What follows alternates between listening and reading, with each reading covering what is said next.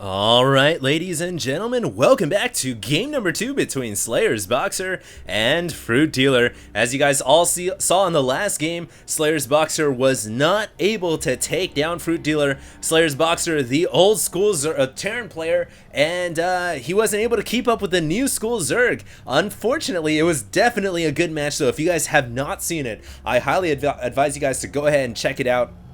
Just an incredible display of skill from both these players, and absolute incredible control from both Slayer's Boxer and FruitDealer. Now, this is going to be game number 2 here in the BlizzCon Slayer's Boxer versus FruitDealer show match, and it is once again a best of 3. So if FruitDealer wins this match, he will be the winner, and if Slayer's Boxer wins, it will go down to a game number 3. Now, because these players have spawned in the close position once again, that is absolutely huge. This makes Terran players much more potent and powerful against Zerg, especially FruitDealer style. He loves to go 14 hatchery, so look for Boxer to possibly go for a 3 racks push that can be absolutely deadly against a 14 hatch, or possibly, oh my god, Boxer here going for a proxy barracks out in the center of the map. But he actually had a close spawn, so this proxy barracks not gonna make too much of a difference in the runtime down to this base.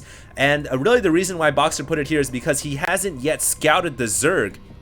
And really, if the Zerg had spawned down here, then the barracks would have been a little bit closer. But because these positions are already so close, this proxy that really isn't a proxy barracks. It's still out in the open. So we'll see what Boxer's going to try to do. Obviously, he's going to try to apply some early pressure, and things are going to work very, very well for him because FruitDealer has gone for this early hatchery once again. FruitDealer so I'm gonna say it. I'm gonna say he's predictable going for this 14 hatchery. And if a Terran player is wise, if any player is wise, you gotta try to abuse that and keep that Zerg player in, keep him true. Don't allow him to go for such an eco-based build all the time. And it looks like Boxer will be going for a double bunker right in front of the ramp. And this is just like the double proxy pylon from the Protoss player. By erecting these 2 buildings here, you make it impossible for the Zerg player to be able to bypass these 2 buildings and protect the natural. And Marines should be coming very, very soon.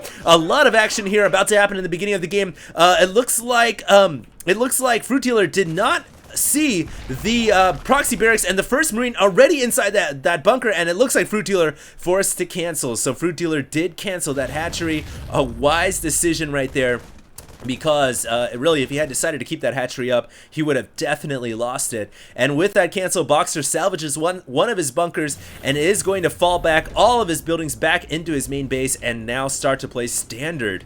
So really, just that small window, that small opening aggression from Boxer, able to deny FruitDealer from going for his standard build, which is going for that 14 hatchery. And now FruitDealer will have to go off of 1 base. No, he is not going to be going off of 1 base. FruitDealer here going to try to be sneaky, and he's going to try to go for the gold expansion.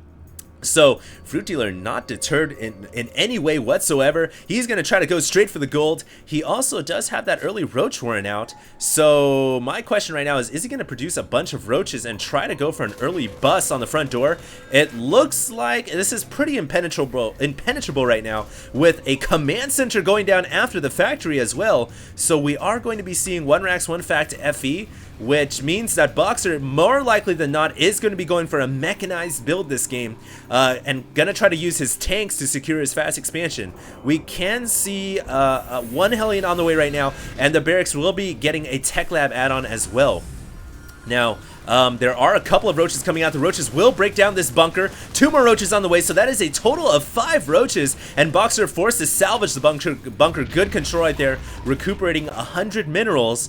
But that is a lot of roaches on the way. Is Boxer going to have enough forces to deal with this, to defend against it? It looks like the Hellion right there did see the creep. Oh my goodness, the Hellion saw the creep. Boxer just barely saw the hatchery. That is absolutely huge, because if Boxer had not seen this, then he could have fallen greatly behind. And at the same time, it looks like FruitDealer will be making an attack with his roach squad. Boxer here just gets his Marauder out in the nick of time to repair the Tech Lab, keep the front door enclosed, and the Marauders should be able to hold off these 4 or 5 roaches down below. In the meantime, Hellion makes its way inside the Zerg main after scouting out the fact that the Zerg FruitDealer had gone for that gold expansion. We can see 9 drones on the production tab, 2 drones there getting roasted up, and it looks like Boxer there just made the Hellion somewhat cost efficient. If it can get off maybe 1 or 2 more drone kills, that would definitely make it a cost effective unit. But for now, perhaps just going to control the Xel'Naga Watchtower. So already a lot of action to open up this game, and I cannot believe that Slayer's Boxer was able to scout out that creep at this gold expansion. If he had not seen that, then he wouldn't have known about this gold expansion. He would have assumed that FruitDealer was running off of one base this entire game, but now his strategy has changed, and FruitDealer accordingly has to go for spine crawlers so that the Terran cannot kill that base off too easily. And I did see a starport. Is that? Yep, it is going to be making a couple of Banshees. So Boxer going for a very fast starport right there. Barracks, factory, command center into starport. And he is going to be getting Banshee. No cloak technology yet. First Banshee is now out and about. And Boxer has to be careful. Oh no, he's going to reveal his Banshee. The Banshee has been revealed. Now FruitDealer is going to be able to make the adjustment necessary to deal with the Banshee.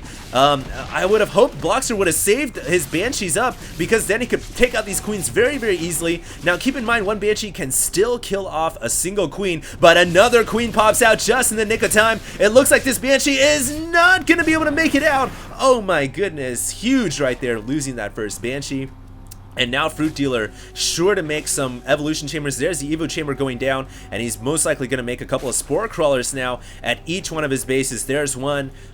Keep in mind, he is going to be getting his natural expansion as well. So FruitDealer starting to rack up the vines, the seeds, sowing the seeds so that he can lay out his fruit, getting that economy going. It looks like there is going to be a Zergling run by right here. Oh, but the Zergling's getting cramped up in a very tight corridor, and just like that, Boxer here, if he can control this tank, keep that tank alive, he should be in a very good position. Oh, but Boxer loses that tank. Not the best control. I think he could have kept that tank alive. And I don't know, if he had kept that tank alive, he might have been able to push out and possibly kill off this gold expo. But now he doesn't really have that extra tank. Would have made such a huge difference. We can see siege mode on the way. So that right there, absolutely huge for the Terran player. When he's going for a mech-based play, you need siege tanks in order to control the map, in order to secure your natural expansion.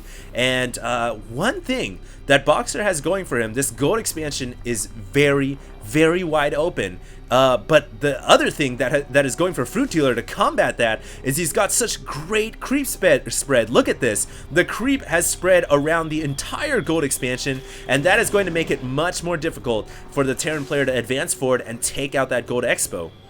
Now, as Boxer, you have a couple of options. You can try to slow push your way over to this gold expansion, or you can try to bring over some Banshees, but there is a spore crawler hidden and waiting. So I'm very interested to see what's going to happen this game. But just like last game, the longer Boxer waits, the further behind he falls, because FruitDealer right now is on that third extra base. But wow, both these players' economy just doing so good right now. 40 harvesters for FruitDealer, and Boxer, believe it or not, is the one ahead in income right now and in harvester count, 44 over 40, and he still has air control with these Banshees. So he is looking very, very strong right now. It doesn't look like FruitDealer is going to be going for any counter here. He's just going to be going for Roach Hydra. And he's got Hydralisk range upgrading as well as Missile and Carapace. Or perhaps just, yeah, Missile, no, just Carapace. And it looks like the 3 Banshees now coming in, picking off the Queen. The second Queen coming in, good control from Boxer, pulling back the weakened unit. He's going to pick off the last Queen. And now this hatchery is exposed. But there is a Spore Crawler still there. Now, Boxer needs to kill off as many drones as he can, or